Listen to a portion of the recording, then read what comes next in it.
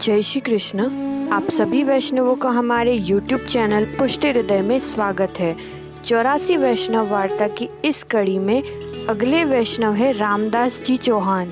रामदास जी के कुछ वार्ता प्रसंग इस प्रकार से है। कहते हैं लीला में ये ललिता जी की सखी है जिनका नाम मधुबनी है। एक बार इनके मन में इच्छा हुई कि मैं भी ललिता जी की ही तरह युगल स्वरूप को पान की बीड़ी अरोगाऊं। तब ठाकुर जी ने इनके मन की इच्छा को जानते हुए कहा कि किसी जन्म में तुम्हारा यह मनोरथ अवश्य ही पूर्ण होगा। जब ललिता जी ने यह बात सुनी तब वे बोली कि तू मुझसे छिपकर ठाकुर जी को पान अरोगाएगी तो मैं क्या करूंगी। और उन्होंने क्रोधित होते हुए मधुबनी सखी को पृथ्वी पर जाने को कहा। तब संसार में इनके अनेकों जन्म हुए। रामदास जी के रूप में इनका जन्म बुंदेलखंड के एक राजपूत परिवार में हुआ। इनके पिता वहाँ के राजा के यहाँ काम करते थे।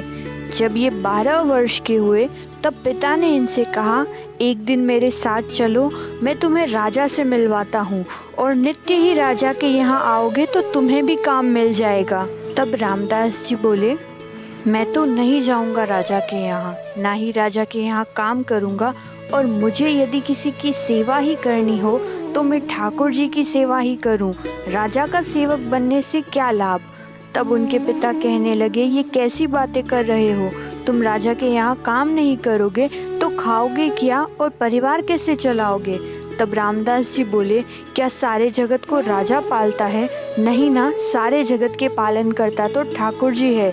आप गलत है जो ये समझ रहे हैं कि राजा हमारा पालन करने वाला है। यह सुनकर उनके पिता अत्यंत ही क्रोधित हुए, परंतु अपने पुत्र से प्रेम करते थे इसलिए ज्यादा कुछ नहीं बोले। एक व्यक्ति को रामदास जी का ध्यान रखने को कहा और यह भी कहा कि मेरे पीछे से कोई वैरागी या साधु ना आए और ना ही मेरा पुत्र उनसे मिले। रामदास जी नित्य ही जप किया करते थे और किसी से बात नहीं करते। एक व्यक्ति ने जाकर राजा से रामदास जी की संपूर्ण बातें कह दी। तब राजा ने रामदास जी के पिता को कहा, अपने पुत्र को यहाँ लेकर आओ। तब उनके पिता ने राजा से कहा कि किसी वैरागी का संग होने से मेरे पुत्र की बुद्धि फिर गई है, मेरी बात भी नहीं सुनता, इसलिए मैंने एक मनुष्य को रखा है जिससे वो किसी वैरागी या साधु से नहीं मिल पाए। मेरा पुत्र तो अज्ञानी है, कुछ दिनों में उसे समझ आ जाएगी, तब मैं उसे आपके समक्ष लेकर आऊँगा। तब राजा ने कहा, उसे समझा के मेरे पास लाओ, नहीं तो उसे मैं बंदी खाने में डलवा दूंगा। और हमने तो यह भी सुना है कि वह हमारा सेवक भी नहीं बनना चाहता, तो जाओ और उसे समझाओ। तब रामदास जी के पिता डर गए।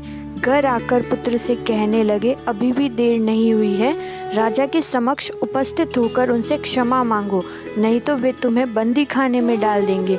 तब रामदास जी बोले, इसमें डरने की क्या बात है, यदि मेरे भाग्य में बंदी खाने के दुख लिखे हैं तो वो ही सही, और मैं आगे से चलकर राजा के सामने नहीं जाऊंगा। अगले दिन राजा ने उनके पिता से पूछा, तुम्हारा पुत्र क्यों नहीं आया। तब रामदास जी के पिता बोले, मैंने उसे बहुत समझाया किंतु वह नहीं माना।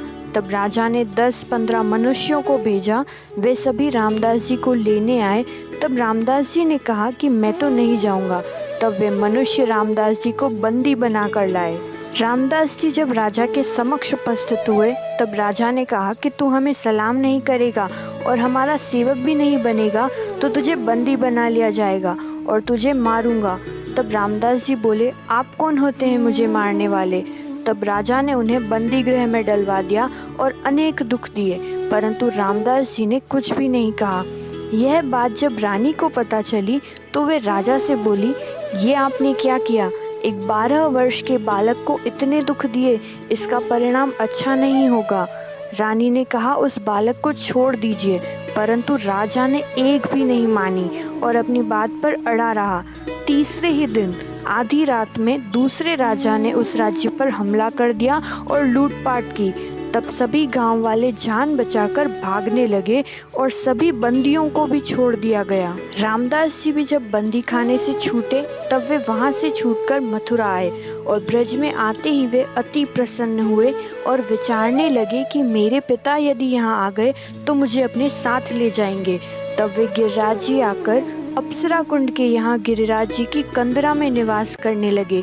वहीं भगवत नाम लेते और ब्रजवासियों से जो भी खाने को मिलता उसी में निर्वाह करते।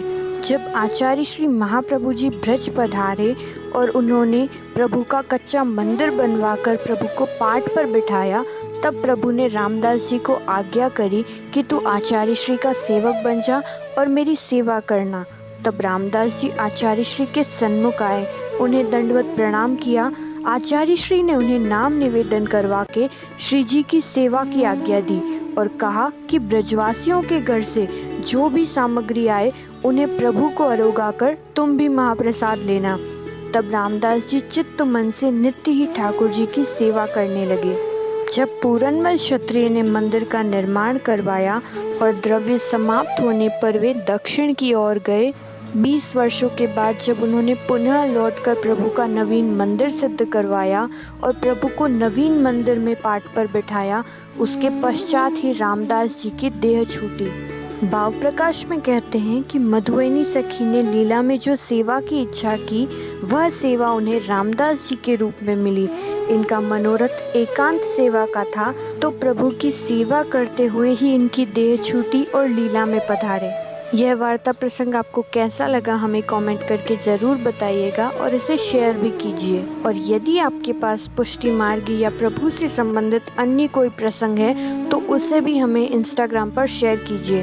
हम भी उन प्रसंगों और वार्ताओं को अपने इंस्टाग्राम और यूट्यूब कम्युनिटी पोस्ट में शेयर करेंगे, जिससे वैष्णवों को अन्य लीलाओं के बारे में जानने का अवसर प्राप्त होगा। जय श्री कृष्ण।